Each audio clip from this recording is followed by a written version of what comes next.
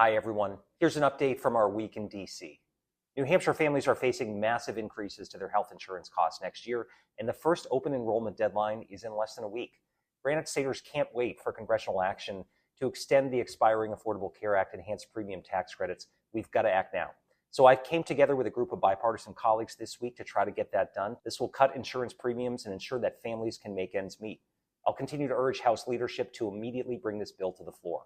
On Monday, I visited Opportunity Networks in Amherst, an organization that provides individuals with disabilities with essential support to gain employment and fully participate in their communities. I met with team members and families and heard how congressional Republicans' cuts to Medicaid are threatening their ability to serve New Hampshire families. This fight is about how we support people with disabilities and make sure they can live with a level of independence and provide them with skills and opportunities. I also visited a New Hampshire small business, Merrimack Stone and Cabinet, to learn how President Trump's sweeping and chaotic tariffs are costing them hundreds of thousands of dollars this year alone. A report released this week showed that New Hampshire is being hit the hardest by the trade war with Canada.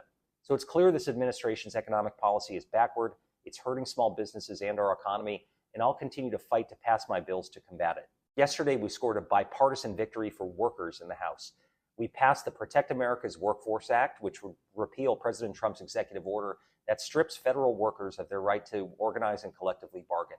Going after workers' ability to bargain for better wages, safer conditions, and full benefits is a direct attack on New Hampshire working families. So I was proud to help force a vote on this legislation and get it through the House this week. We know that unions help build the middle class in this country, and they play a critical role in advocating for all workers. We've got to ensure that workers can stand together and use their power to negotiate.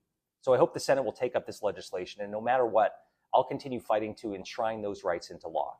Thanks for listening, everyone. Have a great rest of the week.